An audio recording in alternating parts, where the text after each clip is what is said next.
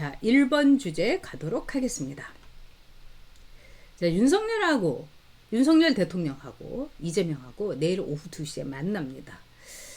이거는 여러분 거기서 이재명이가 뭐 의제를 따지지 않고 일단 무조건 먼저 대통령을 만나겠다 이렇게 얘기했어요. 그러니까 한국일보 같은 데는 이 이재명의 통큰 양보로 이 회담이 성사됐다 뭐 이런 식으로 썼어요. 한국일보도 진짜 큰일 났습니다, 여러분.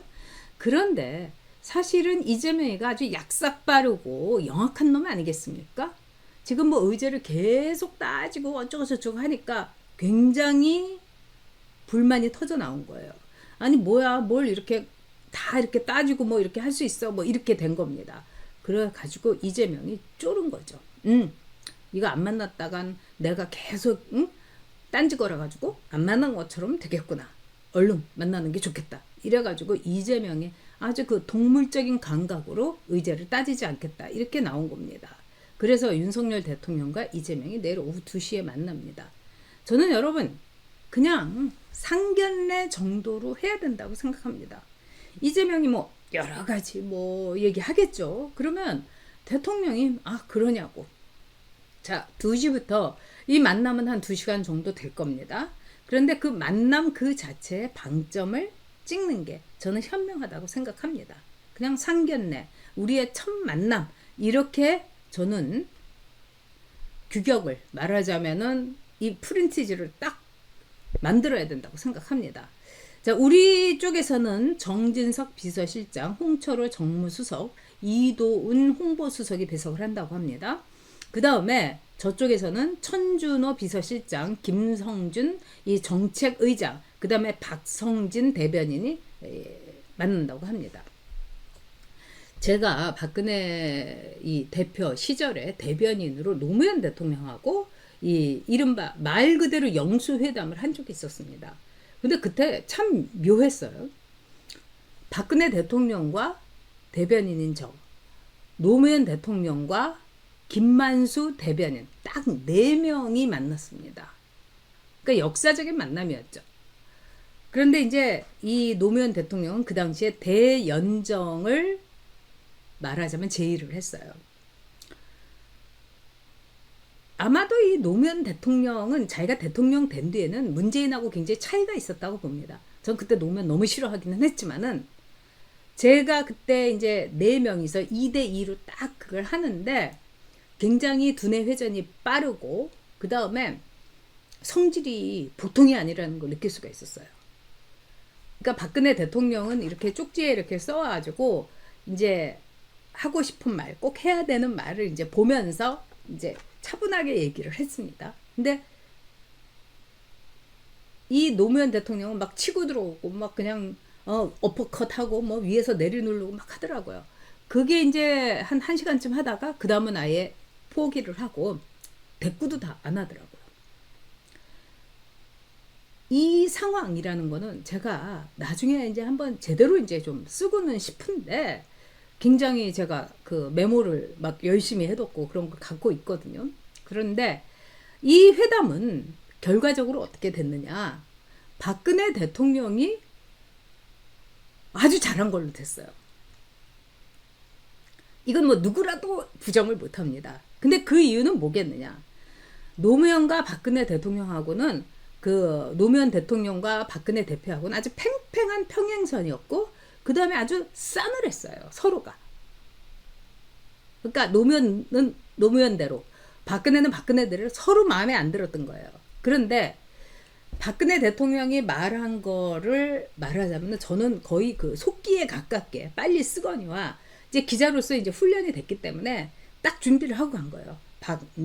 이렇게 해가지고 그 이제 뭐 이렇게 띠지 같은 것도 다 해가지고 중요한 거 이런 거에는 빨간 띠지 붙여가면서 그 다음에 별로 중요하지 않은 거는 그냥 뭐 파란 띠지라든가 녹색 띠지 붙여가면서 이렇게 쫙 분리를 이미 이제 2시간 동안 내내 분리를 했어요. 그런데 이 김만수를 보니까 노무현 대통령 안녕하십니까. 그 글씨도 너무 느리더라고요. 그 김만수가 노무현 대통령의 빠른 말씨를 제대로 적지도 못하더라고요. 전 진짜 놀랐어요. 아, 좌파들은 정말 훈련이 안 돼 있구나.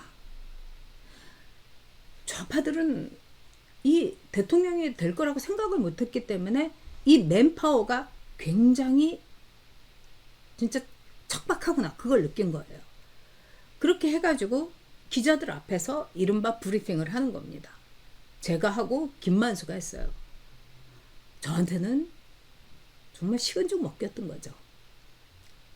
제가 아주 기자들이 기사 쓰기 좋게 빨간 띠지 중요한 발언을 또 박근혜 대통령이 굉장히 뭐 말을 조근조근 하지만 저는 확실하게 결단력 있는 어조로 그냥 쫙 해버린 겁니다. 그래서 모든 신문과 방송에 박근혜 대통령이 엄청나게 성공적인 영수회담을 한 걸로 그때 결과가 나왔어요.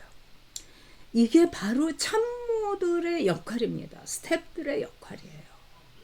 김만수는 이 받아쓰기도 제대로 못했던 겁니다, 여러분. 그래가지고 브리핑을 하는데도 뭐 기자들이 질문을 하면은 그게 그런 말씀을 하셨나? 뭐 이러면서 막 쳐다보는 거예요. 저는 이제 숙지를 다 한 거죠. 이때 어떤 말을 하고 대단원으로 단락으로 딱 나누고 그래서 기자들이 질문하면 네, 그런 언급이 있었습니다. 네.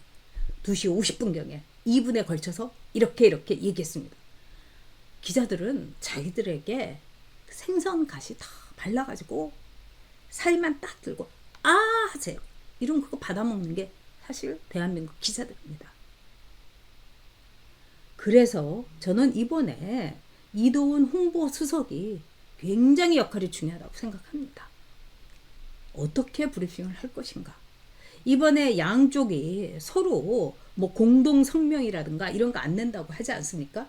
뭐 낼 수도 없겠죠. 그런 점에서 이도훈 이 홍보수석의 역할이 매우 중요하다. 잘 되기를 바란다. 이렇게 말씀드리겠습니다. 자, 이 의제로서는 특검, 인사협조, 그 다음에 25만 원의 지원금 이 문제가 나올 거라고 봅니다. 저는 어느 정도는 이제 대통령께서 이 기사를 좀 기사거리를 줄 필요는 있다 이렇게 생각합니다. 그래서 이 특검의 경우에는 절대로 받아서는 안 될 특검이 최상병 특검입니다.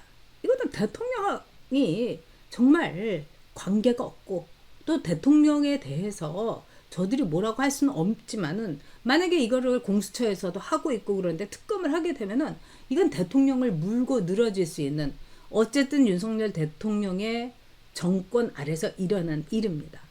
그런데 김건희 여사 도이치 특검이라든가 이거는요 추미애하고 문재인이가 이성윤이 시켜가지고 그냥 모든 거를 다 그냥 샅샅이 뒤진 거예요. 그리고 이거는 판결문에서도 보시면 명확합니다. 그래서 중요한 거는 최상병 특검은 절대로 받는다거나 뭐 이렇게 조금이라도 곁을 주면 안 된다. 인사협조는 인사만 하는 식으로 오케이? 네.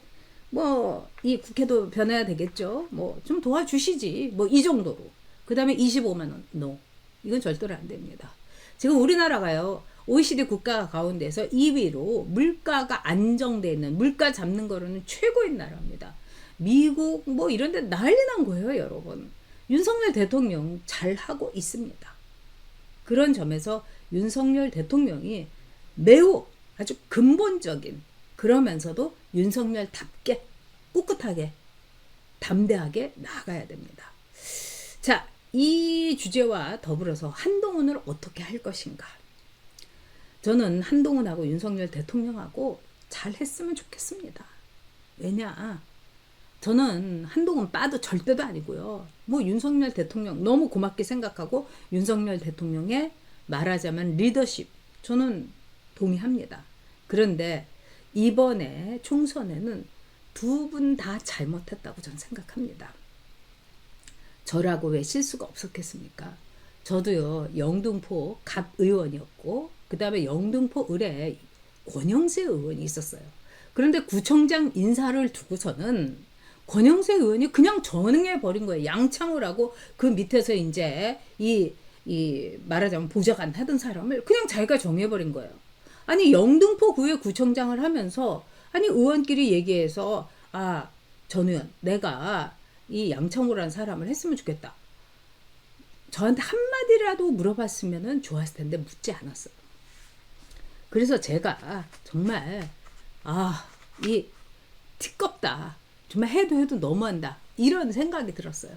그래서 어떻게 보면 둘의 갈라진 균열을 가지고 저 민주당에서 조기령이라는 형편없는 후보가 됐어요. 제가 그때 제 정치 인생에서 제일 후회하는 게 그겁니다. 권영세 의원이 그냥 나를 깔아뭉갰다 하더라도 좀 뭉개주면 안 됐나. 전용기가 자존심 좀 밟았다고 해서 그걸 가지고 그러면 안 되지. 협조를 했어야지. 저는 제 자신을 너무너무 그때 뼈저리게 반성을 했습니다. 뭐 그렇다고 해서 제가 뭐 반대를 했다거나 뭐 선거운동을 뭐 이거는 아니었어요. 그런데 저는 뭐 했다 하면 얼마나 열심히 하는 사람입니까? 그러니까 그 당시에 정말 나경원 후보가 나왔는데 나경원 후보 선거운동을 제가 굉장히 열심히 했습니다. 근데 자기 지역구에 있는 구청장 후보 선거운동을 보통 의원들은 더 열심히 합니다. 네, 어쨌든 합해야 되는 겁니다. 이번 총선의 결과가 어떻게 보면은 제가 겪었던 저의 실수와 저의 잘못함, 이 반성, 이거를 확대한 거라는 생각이 듭니다. 윤석열 대통령도 정말 한동훈이가 나를 깔보고 정말 당에 대해서 간섭하지 말라고 하고 뭐 윤석열 정부가 잘못했지 저는 뭐 억울하지 않습니까? 뭐 이런 말 한다 하더라도 눌러 담고 그렇게 했어야 되는 거죠. 근데 이 두 사람 사이의 신경전이 국민들을 불안하게 했고 그 다음에 어떤 지역에서는 도대체 뭐야? 나보고 이러고도 찍으라고? 망해도 아예 폭삭만 하는 게 좋겠구만. 이런 생각을 할 수가 있는 거예요. 그래서 저는 제 자신을 반성하고 동시에 윤석열 대통령과 한동훈 비대위원장도 반성해야 된다고 생각합니다. 누가 더 잘못이 있느냐? 네. 저는 늘 이제 양비론을 시har합니다. 제가 여러 가지를 볼 때는 한동훈 비대위원장이 더 많은 잘못을 했습니다. 그러나 잘못을 따질 필요가 없는 거 아닙니까? 총선이었는데. 그래서 한동훈을 어떻게 할 것인가? 저는 윤석열 대통령이 이를 악물고 한동훈을 뼈가 으스러지도록 껴안는 수밖에 없다. 그리고 한동훈이 당대표 되는 거 오케이 좋다. 근데 당대표에 나온다고 해가지고 꼭 된다는 보장 없습니다, 여러분. 지금 정말 망해도 좋다. 나는 나의 길을 가겠다. 마이웨이 뭐 이런 거 부르면 안 됩니다, 여러분. 마이웨이가 아니라 아워웨이입니다. 우리의 길을 가야 되는 거예요. 그래서 윤석열 대통령도 이번에 복귀를 해보면은 굉장히 많은 생각을 하리라 이렇게 봅니다. 네, 유라님 말씀대로 한동훈 문제 많죠. 그러나 어쩌겠습니까, 여러분. 우리는 함께 가야 되는 거예요. 그리고 저는 정치력이라는 게 자기가 제일 싫어하는 사람을 품어 안는 거. 자기가 진짜 생각만 해도 구토가 나는 사람하고 점심을 같이 먹는 거. 이거라고 생각을 합니다. 아휴, 가슴이 아프죠. 자, 이게 이제 여러분, 이번에 이제 여러 가지를 보여주는 건데, 차명진 의원이 그린 이제 만평인데, 제가 최근에 본 만평 중에는 이제 최고였습니다. 이 탈선, 이래가지고, 동훈아 도시락, 이러면서 이제 이 윤석열 대통령이 도시락 싸갖고, 네, 먹자, 뭐 이런 거죠. 네. 그런데 이제 이 표정들이 끝내주지 않습니까? 엄마가 도시락 들고, 야, 도시락 먹고 가야지 하는데, 이러면서 신경 꺼? 이러니까 옆에서 함은경이가 씩 웃고 있지 않습니까? 거기다가 이 김경률이 표정 보십시오.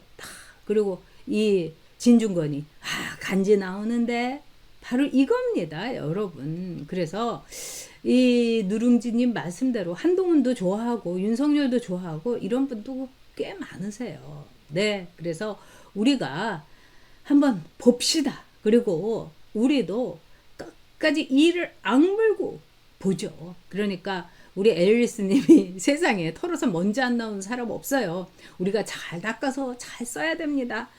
네, 이거 저는 이 말씀이 맞다고 생각해요. 왜? 지금은 이겨야 됩니다. 저들을요. 그러니까 악마하고 손을 잡느니 그래도 티꺼운에 탈선한 애를 고쳐가지고 네 손을 잡는 게